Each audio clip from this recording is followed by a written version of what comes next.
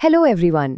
तो चलिए आज शुरू करते हैं unit 9 ray optics and optical instruments का एक बहुत ही important concept, refraction at spherical surfaces and by lenses. Physics में ये आइडिया हर जगह काम आएगा और प्रॉमिस है मेरा, इसको इतना सिंपल बना देंगे कि एग्जाम में एक भी नंबर नहीं कटेगा, बिल्कुल भी। चलो एक छोटी सी चीज से शुरू करते हैं। घर में सबने देखा होगा, पानी का ग्लास लो, उसमें एक नींबू डालो, वो थोड़ा सा बड़ा, थोड़ा सा उठा हुआ क्यों दिखता है? सोचा है कभी कि आखिर इसके पीछे का रीजन क्या है? तो इसका जवाब वो छुपा है इस डायग्राम में। देखिए, इस कॉन्सेप्ट को हम कहते हैं अपैरेंट डेप्थ। असल में होता क्या है ना, जब हम पानी में रखी चीज को देखते हैं, वो अपनी असली जगह से थोड़ी सी ऊपर उठी हुई दिखती है। और ये सब कुछ इसलिए हो रहा है क्योंकि लाइट जब पानी से निकलती है और हवा में आती है तो वो थोड़ा सा मुड़ जाती है, बेंड हो जाती है। अच्छा, तो ये लाइट मुड़ती क्यों है? इसके पीछे का राज क्या है? चलिए इसके बिल्कुल कोर आइडिया को पकड़ते हैं। इसको समझने का सबसे बेस्ट तरीका है ये कार वाली एनालॉजी। जरा इमेजिन कीजिए, एक कार है, बिल्कुल साफ सड़क पर तेजी से जा रही है। ये समझ लो हमारी लाइट है एयर में, ठीक? अब अचानक से इसका एक पहिया, मान लो राइट वाला, कीचड़ में चला जाता है तो क्या होगा? कीचड़ में स्पीड कम हो जाएगी ना, तो राइट पहिया धीमा हो गया, लेकिन लेफ्ट वाला अभी भी सड़क पर है, तेजी से घूम रहा है। रिजल्ट क्या निकलेगा? कार अपने आप टर्न कर जाएगी, मुड़ जाएगी। बस बिल्कुल एग्जैक्टली यही लाइट के साथ होता है जब वो एक मीडियम से दूसरे में जाती है। अब फिजिक्स की लैंग्वेज में ये जो कीचड़ था ना हमारी स्टोरी में, उसको हम बोलते हैं डेंसर मीडियम, जैसे कि पानी या ग्लास। और जो सड़क थी उसे कहते हैं रेरर मीडियम, जैसे कि हवा। कितना सिंपल है, राइट? ओके, तो अब क्यों तो क्लियर हो गया, लेकिन सवाल यह है कि लाइट कितना बेंड होती है। अब हम उस मैजिक फॉर्मूला को देखेंगे जिससे फिजिसिस्ट ये सब कैलकुलेट करते हैं। और हाँ, ये एग्जाम्स के लिए सुपर इंपॉर्टेंट है। ये देखिए, ये है एनसीईआरटी का स्टैंडर्ड डायग्राम। इसको अच्छे से देख लीजिए। ऑब्जेक्ट ओ से लाइट चलती है, इस कर्व्ड यानी स्फेरिकल सरफेस पर टकराती है और फिर उसकी इमेज आई पर बन जाती है। हमारे सारे आगे के कैलकुलेशंस का बेस यही डायग्राम है। और ये रहा वो master formula, n2/v - n1/u = n2 - n1/r। बस ये एक इक्वेशन दिमाग में बिठा लीजिए। यहाँ n1 है पहले मीडियम का रिफ्रैक्टिव इंडेक्स, n2 दूसरे का, u है ऑब्जेक्ट डिस्टेंस, v है इमेज डिस्टेंस और r उस कर्व्ड सरफेस का radius of curvature. I promise, spherical surface का एक एक सवाल इसी से सॉल्व होगा।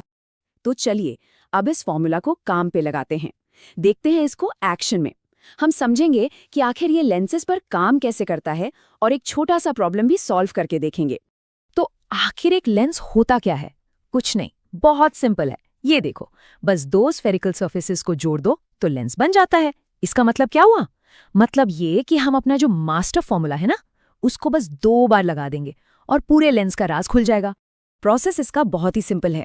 स्टेप 1, ऑब्जेक्ट से लाइट चली, पहली सरफेस से टकराई और बेंड हो गई, इसे एक टेम्पररी बीच की इमेज बनी। स्टेप 2, अब ये जो टेम्पररी इमेज है ना, ये दूसरी सरफेस के लिए ऑब्जेक्ट का काम करेगी। Interesting, right? स्टेप 3, अब लाइट इस दूसरी सरफेस से एक बार फिर बेंड होती है और तब जाके हमारी फाइनल इमेज बनती है। देखा, बिल्कुल भी कॉम्प्लिकेटेड नहीं है।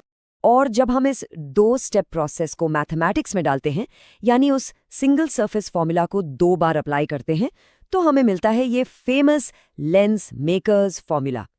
ये फॉर्मूला एक लेंस की फोकल लेंथ f को उसके रिफ्रैक्टिव इंडेक्स n और दोनों सरफेसेस के रेडियाई r1 और r2 से जोड़ता है।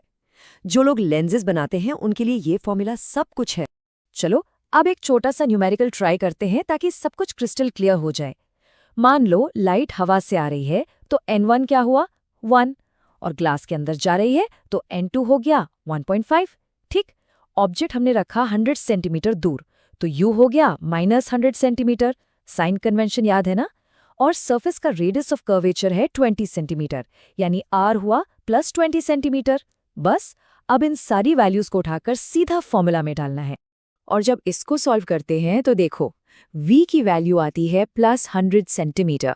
इसका सीधा सा मतलब ये है कि इमेज ग्लास सरफेस के अंदर 100 सेंटीमीटर की दूरी पर बनेगी। देखा, कितना आसान था। जब क्वेश्चन सॉल्व होता है तो कॉन्फिडेंस अपने आप बढ़ जाता है। ओके, अब आते हैं इस चैप्टर के सबसे ज़रूरी हिस्से पर। वो छोटी छोटी गलतियां जो एग्जाम में सारे मार्क्स ले जाती हैं। मैं इनको कहता हूं साइलेंट किलर्स। इसलिए अब पूरा ध्यान यहाँ। सबसे बड़ा साइलेंट किलर है साइन कन्वेंशन। इसको किंग समझना है।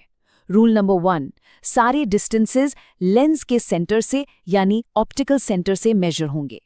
रूल नंबर 2, जिस डायरेक्शन में लाइट आ रही है वो डायरेक्शन पॉजिटिव, सिंपल।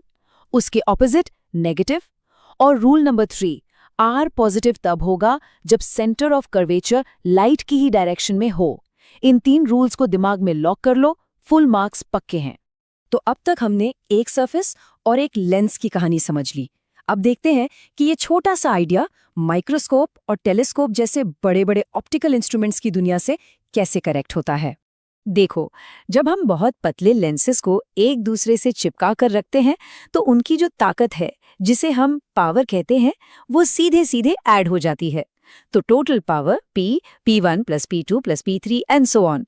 और क्योंकि पावर फोकल लेंथ का रेसिप्रोकल होती है, इसलिए इफेक्टिव फोकल लेंथ का फॉर्मूला बन जाता है 1/f = 1/f1 + 1/f2। सोचो, कैमरास और बड़े बड़े माइक्रोस्कोप्स इसी सिंपल से प्रिंसिपल पर बनाए जाते हैं। ओके, तो चलिए एक क्विक रिकैप करते हैं। जो कुछ भी अभी हमने सीखा है उसके सबसे इम्पॉर्टेंट पॉइंट्स को एक बार फिर से देख लेते हैं। ओके, तो की टेकअवेज क्या है? पॉइंट नंबर 1, लाइट जब मीडियम बदलती है तो बेंड होती है, जिसे रिफ्रैक्शन कहते हैं। पॉइंट नंबर 2, सिर्फ एक फॉर्मूला, वो N2/V वाला, हर स्फेरिकल सरफेस के रिफ्रैक्शन को हैंडल कर सकता है। पॉइंट नंबर 3, एक लेंस कुछ नहीं, बस 2 स्फेरिकल सरफेसेस का जोड़ा है। पॉइंट नंबर 4, और सबसे इंपॉर्टेंट, सही आंसर्स के लिए कार्टेशियन साइन कन्वेंशन भूलना मना है। और आखिरी पॉइंट, लेंस की पावर डायोप्टर्स में होती है 1/f, जहां f मीटर्स में होना चाहिए। बस इतना याद रखो। तो ठीक है, एक लेंस को तो हमने मास्टर कर लिया, लेकिन सोचो, इतनी दूर जो गैलेक्सीज हैं उनको देखने के लिए हम इन छोटे छोटे लेंसेस को जोड़कर एक पावरफुल टेलीस्कोप कैसे बना लेते हैं? इस सवाल के बारे में सोचना, क्योंकि इसका जवाब हम अपने अगले सेशन में ढूंढ